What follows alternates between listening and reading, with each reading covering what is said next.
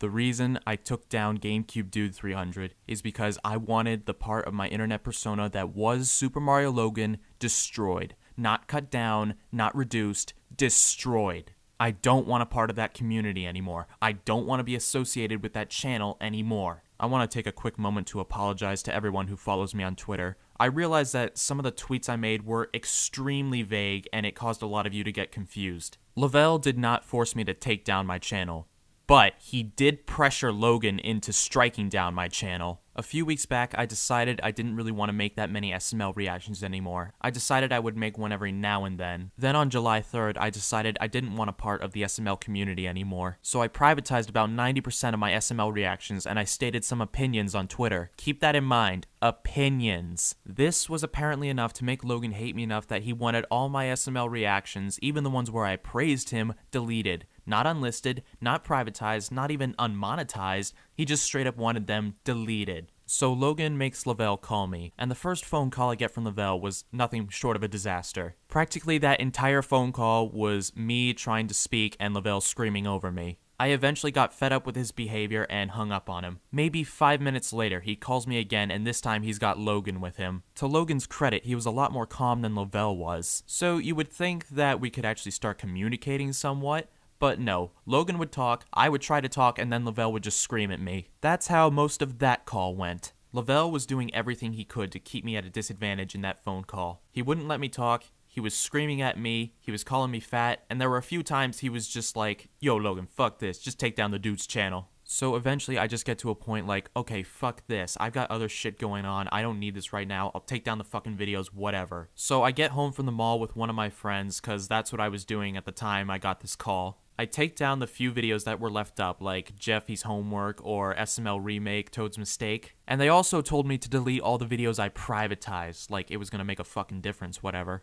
So I did everything they wanted, but that still wasn't good enough. You're not gonna believe this. Lovell said I also had to delete the tweets where I mentioned him and Logan, or he was gonna strike down my other 3 channels. It was at this moment where any shrivel of respect, dignity, or anything I felt towards Lovell was decimated. This was clearly an empty threat to me, but the fact that he would even try this just blew my mind. I decided at this point enough was enough, so I blocked Lovell on Twitter, I blocked him on Instagram, and I blocked his phone number. I didn't want to hear from him anymore. Then by coincidence, a little while later, somebody brought to my attention a video that was claiming that Logan had actually stolen the Jeffy character from a smaller YouTuber. Now I understand that more information has come out about this, but that's not what I'm here to talk about. This, for me, was the straw that broke the camel's back. I decided I was completely done. I didn't want my name associated with Super Mario Logan any way, shape, or form anymore. The thing is, about 70% of the subscribers on GameCubeDude 300 were just there for the SML reactions. So I decided the best thing for me to do was to delete that channel and start clean on one of my other channels. Now, I'd like to clear up one thing that Lovell has been saying. Lovell was claiming that apparently I was butthurt that he didn't come on the Opinionated podcast. Well, that's not true. The thing is that Lovell completely avoided coming on that podcast. Every time I asked him when he could come on, I never got an answer. He almost never messaged me back either, so I felt like he was just avoiding me. Even when we had a set date for him to come on, he didn't show up. He didn't even answer his phone. The first time he did this, he said it was because he had a funeral to attend. Now, I can completely understand, attending a funeral instead of doing a podcast,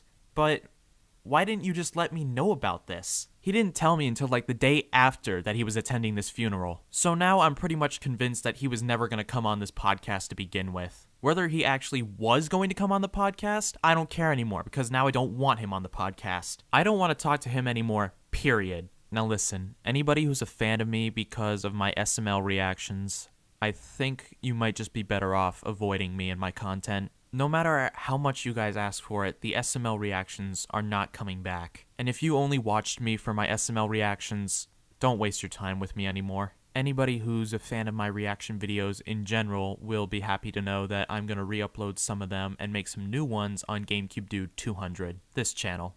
Again, I don't want to associate with Super Mario Logan anymore. I just want to break off and be my own thing. For those of you who are sticking with me, I can't thank you enough for all the amazing support you guys have given. For everyone on Twitter who was supportive of my decisions, thank you as well. Once this all blows over, I'm gonna go back to working hard and making content for you guys again. I'm sorry that things had to happen this way. I'm sorry that a lot of you lost a channel that you loved, but I hope we can move on from this, and I hope I can still continue to entertain you guys.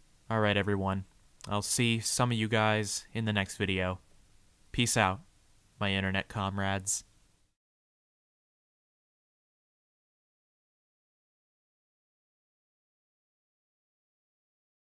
You will be missed, my friend, but I won't forget all the good times we had together.